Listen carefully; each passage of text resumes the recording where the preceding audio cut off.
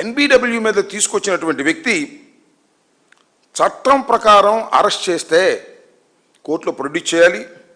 అలా చేయకపోతే దాన్ని ఏమంటారంటే అక్రమ నిర్బంధం, హింస చేసి చంపారు అనేటువంటి వాస్తవాలు బయటకు వచ్చేటటువంటి పరిస్థితులు కనిపిస్తున్నాయి.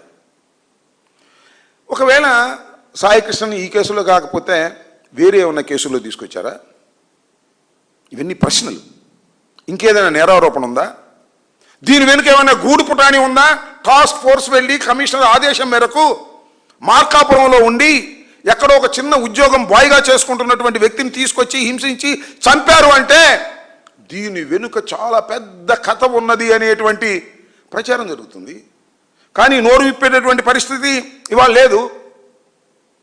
కమిషనర్ నోరు మాట విప్పడు.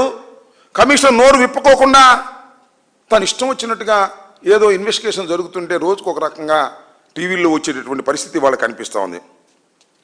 నేను చాలా స్పష్టంగా వైఎస్ఆర్ కాంగ్రెస్ పార్టీ తరఫున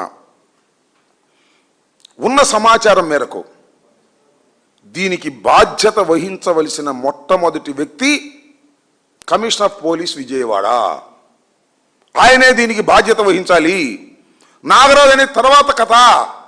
నాగరాజు ఒక్కడే కాదు, అనేక మంది ఇన్వాల్వ్ అయ్యారు. అనేక చోటకు మార్చారు ఇతన్ని. డెడ్ బాడీ అయిపోయిన తర్వాత దాన్ని కాల్చే క్రమంలో అనేకమైనటువంటి క్రిమినల్ చర్యలకు పాల్పడ్డారు. అక్రమ నిర్బంధం చేశారు, హింసించారు, చంపారు. ఇలాంటి కేసులో ఏదో నాగరాజు మీద నెట్టేసేసి తప్పించాలనేటువంటి ఒక ప్రయత్నం జరుగుతుంది. ఇది ఆందోళనకరమైనటువంటి అంశం. నేను చాలా క్లియర్గా వైఎస్ఆర్ కాంగ్రెస్ పార్టీ తరఫున నేను చెప్పదలుచుకున్నా, నాగరాజు మీద మాకేం కోపం లేదు, లేదా కమిషనర్ మాకేం కోపం లేదు. మేము బాధపడుతుంది ఏంటంటే ఒక వ్యక్తిని అన్యాయంగా అక్రమంగా చంపి సిస్టమ్నంతా స్పాయిల్ చేసేస్తున్నారు. రేపేమైనా జరగచ్చే, ఎవరైనా చంపేయచ్చే. కాబట్టి దీనిలో వాస్తవాలు నిగ్గు తేలకపోతే చాలా ప్రమాదం వ్యవస్థలకు వస్తుంది అనేది ఇక్కడ